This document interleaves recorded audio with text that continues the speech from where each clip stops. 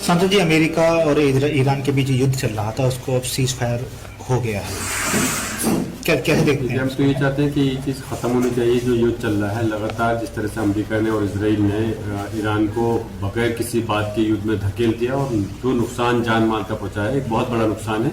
और उस चीज़ से सिर्फ प्रभावित ईरान ही नहीं है, बल्कि सिर्फ गल्फ कंट्रीज नहीं, पूरी दुनिया से प्रभावित हुई है। और आने वाले समय के अंदर, अभी सीज फायर हुआ है, हम तो 2 हफ्ते के लिए हम तो चाहते हैं कि बिल्कुल ही युद्ध विराम होना चाहिए और युद्ध की स्थिति उत्पन्न ही नहीं होनी चाहिए। और अमेरिका और इजराइल की जो स्थिति लगातार किसी भी देश को टारगेट करने की है, नुकसान पहुंचाने की है, अपनी हठधर्मी, अपनी ताकत के जरिए जो ये जिस प्रकार से ये धमकियां देते हैं, उस चीज़ पर रोक लगनी चाहिए। और जिससे कि लगातार जो आशंका इस प्रकार की रहती है अमेरिका के इस टाइप के कारनामों से, वो चीज़ ख़त्म होनी चाहिए। और ईरान के साथ भी यकीनन हक तलफी हुई है, नाइंसाफ़ी हुई है, ज़्यादती हुई है।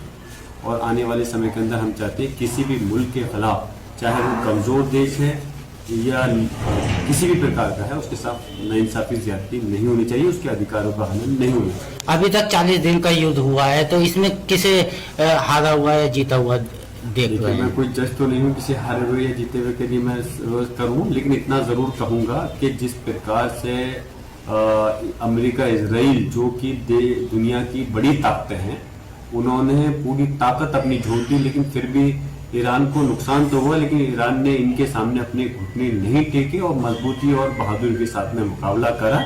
ये एक बड़ी बात है इस चीज़ की कि गलत के सामने झुकना नहीं चाहिए। इस चीज़ का संदेश देता है, वो चाहे कहीं भी हो, हमारे देश में हो या पूरी दुनिया के किसी भी देश में हो, जुल्म और ज्यादती के आगे झुकना नहीं चाहिए। उसका मुकाबला बात से करना चाहिए, या अगर वो कर रहा है, हमला कर रहा है, तो अपने बचाव से ये उसमें करना चाहिए। कूटनीति की जहाँ तक बात है, टीवी पे बैठ करके, तो वो चीज़ अच्छा एक समाधान है, बैठ करके हल निकलना चाहिए।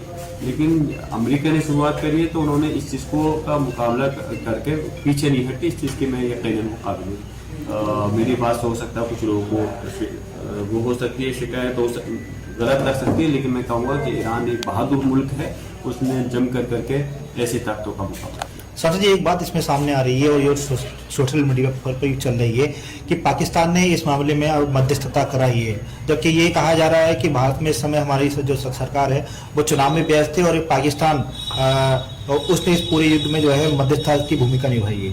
ये कहना कि भारत सरकार चुनाव में व्यस्त है, ये सिर्फ अपनी जो मैं जो अल्फाज कहना चाहता हूँ, जो उनकी कमी हुई है उसको धोना चाहते हैं। भारत में कब चुनाव नहीं होते? भारत के अंदर तो 12 महीने चुनाव होते हैं, और जो देश की जो पार्टियां हैं वो हमेशा बिजी रहती है चुनाव के अंदर। ये कोई बात नहीं है, ये गलत तरह से पेश किया जा रहा है। जहाँ पार्टी हैं, इस टाइप की बड़ी पार्टियां हैं, तो हमेशा वैसे सरकार का काम, पार्टी चुनाव से क्या मतलब है? सरकार अपना अलग काम करे, पार्टी अपनी अलग काम करे।